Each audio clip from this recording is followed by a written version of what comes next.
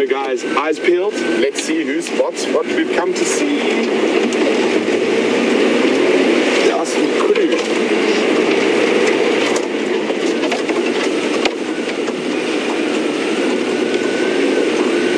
I haven't spotted it yet. Where is he? Oh. What have we got?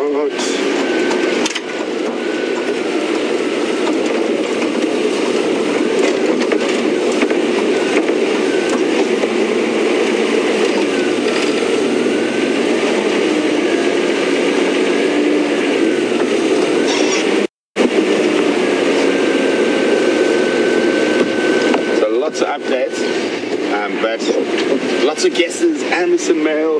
Well, it is a male leopard, but not the Anderson male. It is Tingana.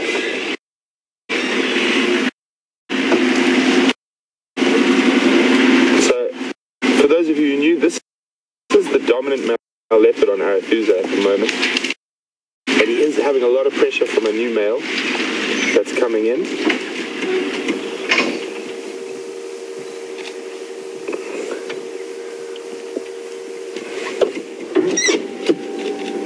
Here we go.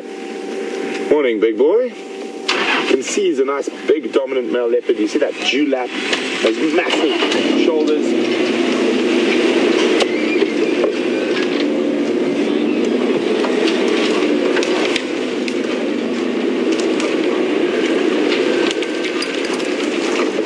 Unfortunately, he is very close to our boundary.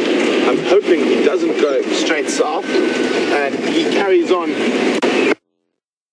further to the east. I'm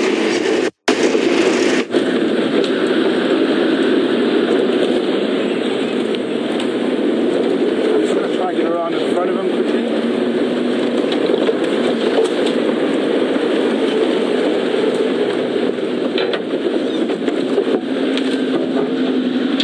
Oh dear, don't go that way, that's...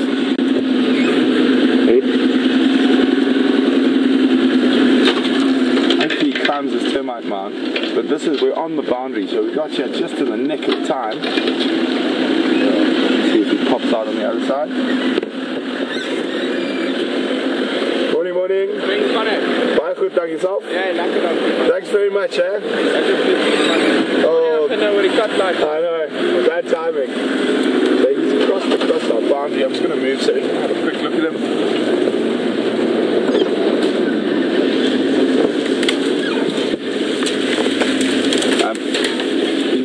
Cut a little bit. Here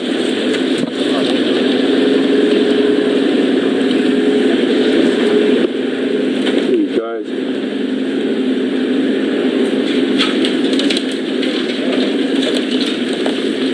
There's quite a lot of banter going on in the radio, teasing the ranger who found this leopard, saying, oh my goodness, this is the first leopard you found all year.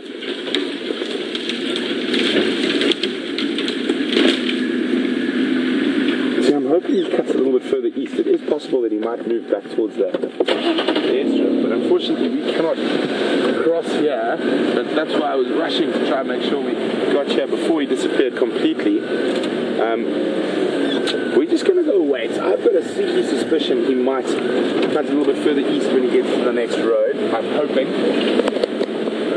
But I will keep my ears open on the radio. Yes, he is coming. Hopefully he does cross. It's a very strange boundary around here. But you can just see him disappearing through the round these teeth now.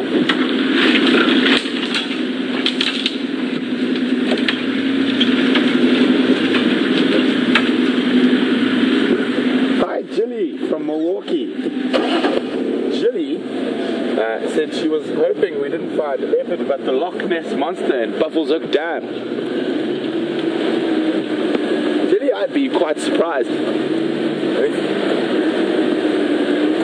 I think he might come back onto our property in this general direction he's heading. So I'm just going to jump up ahead and fingers crossed.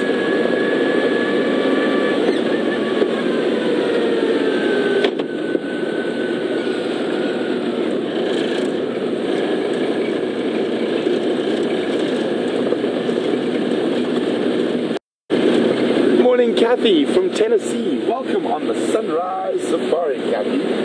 Kathy would like to know if Tingana is an offspring of Mvula and Karula. For those who are not sure what that means, Mvula is another dominant male leopard in this area, but he is further to the north generally, and Karula is the dominant female on Juma. We're just going to stand by here where we can see down the road. Hopefully he comes onto this road and back towards us. So basically, not at all. He's not that much younger than Mvula. I'm not 100% sure on Tingana's age, so why don't you, if you guys who watch regularly and follow the lives of these leopards, please tell me exactly how old Tingana is. I know he's around 10, but I'm not 100% sure. So please can you guys tell me? Hang on, I think Andrew might have spotted something. Nope, not yet.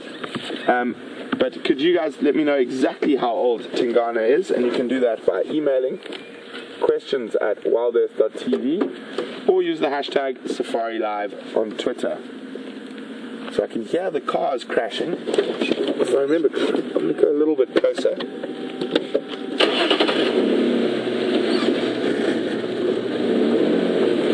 It's a very strange boundary we have here.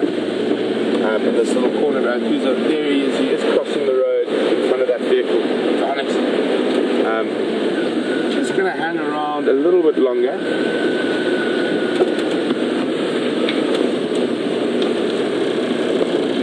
While those vehicles crash after him. So no, he's definitely not an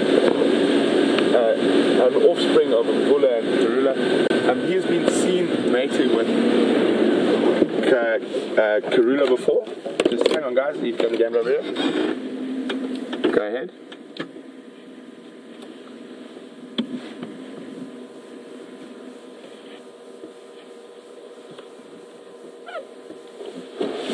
Copy. Thanks very much. Really appreciate that. So it looks like he stopped. So we've got a very strange little boundary here. It's not exactly like a normal straight line boundary, and it can be quite confusing when you start. I know I've accidentally meandered across it once or twice with Andrew, and suddenly got very confused about where I was. But I was hoping he would come back down towards Buffalo Town. He still might. I can see the vehicles have stopped. But his general direction does look south, which is not ideal for us.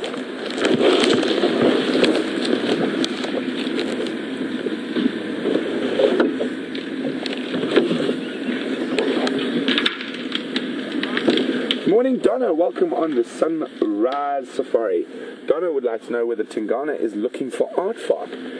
For those who might be new, just to give you an update on him, he is the aardvark king. I think he's killed 4 aardvark in this year already, and we have been lucky enough to actually see an aardvark in a tree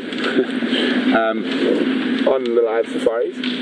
He seems to specialize. I mean, we watched him. He spent nearly 24 hours lying next to an aardvark burrow, waiting for one to come out. He wasn't successful that time, but it is possible that if he does find a freshly used aardvark burrow, he might hunker down. So it sounds like he might be coming back towards us. I'm just listening here and listening to the vehicles crashing in the bush to the south of me. So hopefully he does. Finger crossed. Unfortunately, we're not allowed to cross this road. It's off our traverse area. But the wonderful thing is, for the animals, is they're allowed to go wherever they want.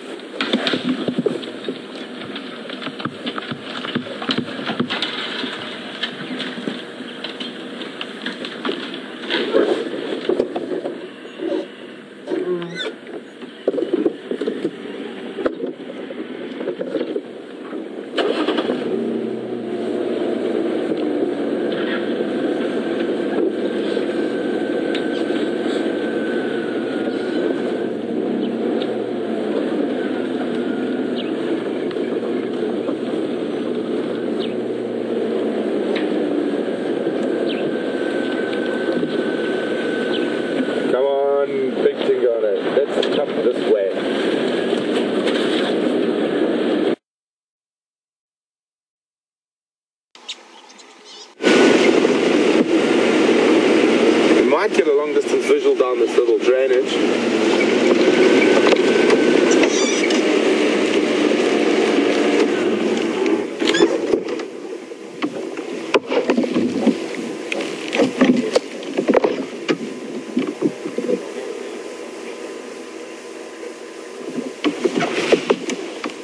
Just waiting to see.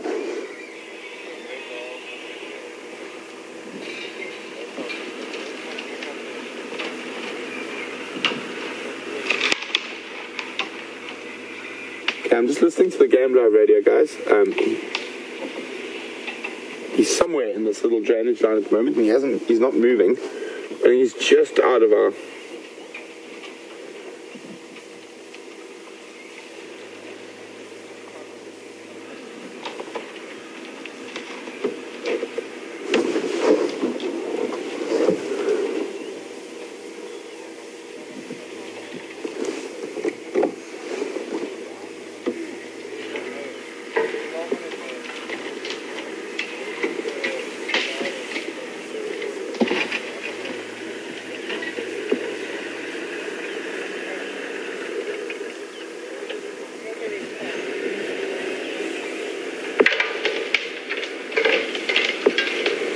Morning, Dave. Welcome on the Sunrise Safari.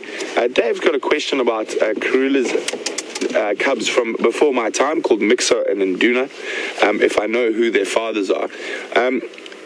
Leopard fathers are quite an interesting discussion.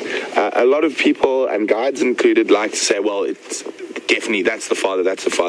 But unfortunately, without biopsy darts and actually doing genetics on the different animals, you cannot actually tell who the father is.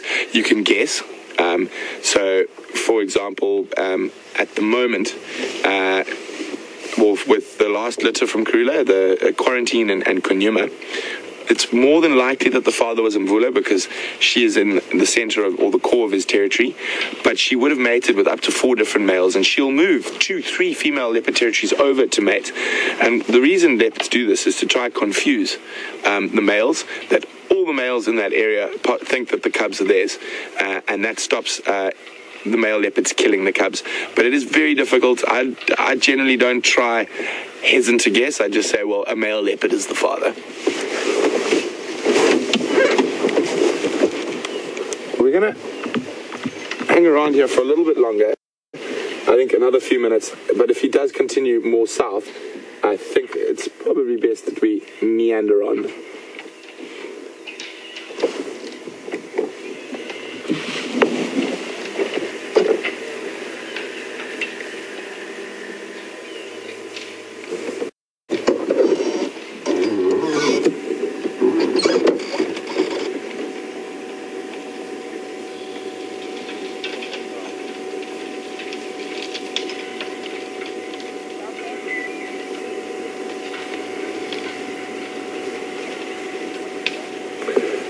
Thank you, Karen, Joanne, Diane, and Chris. Tingana's estimated age is 9 years. Thanks very much. So he's a little bit younger than Mvula, but there is quite a lot of interesting leopard dynamics happening at the moment with this new leopard that I haven't seen yet called the Anderson male pushing through into Tingana's territory, which is causing him to push further into Mvula's territory. So exciting stuff at the moment. I'm just waiting for an update. But it looks like he is continuing south.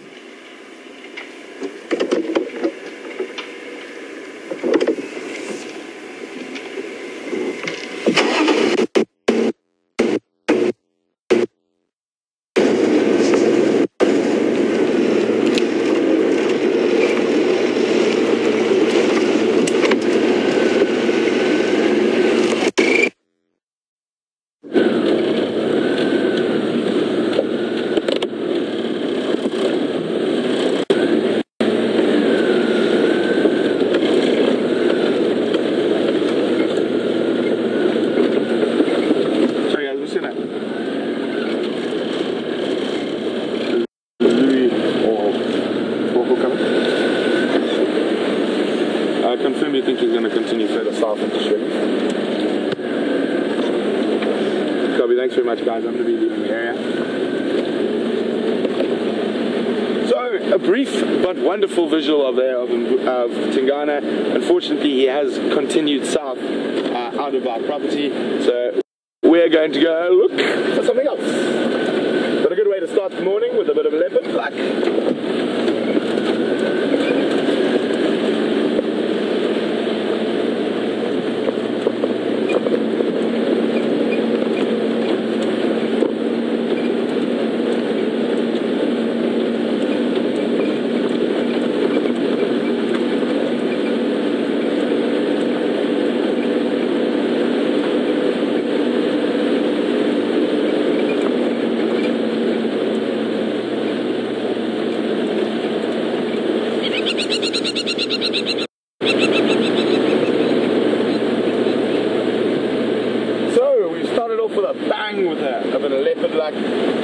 And obviously when we go out we have a sort of idea what we're going to look for, whether it be leopard or lion, but by no means is that the only thing we look for. We're always looking for everything: birds, flowers, trees, chojos, which are a nice South African colloquialism for insects. We even look at grass sometimes, believe it or not.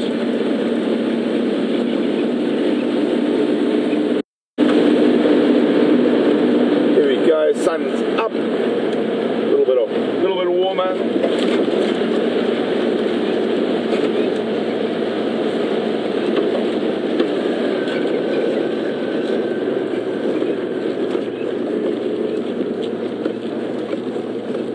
So we're gonna head west, or northwest down the airstrip.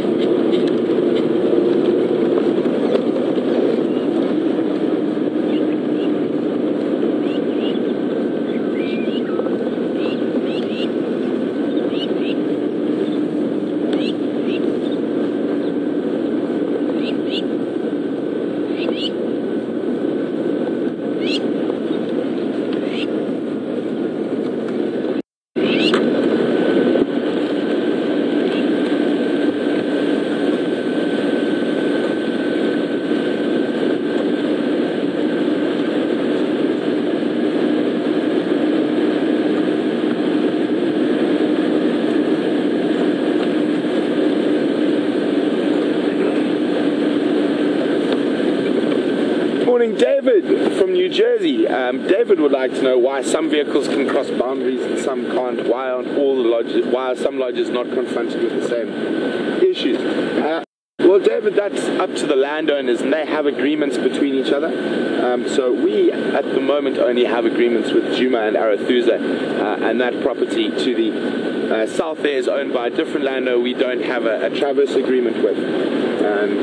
Obviously, those vehicles have a traverse agreement with Arathusa, and that is, as far as I remember, that is actually their property down to that area. So sometimes it can be a little complicated, but it's the same as it works, except these days now at least we don't have fences in between properties.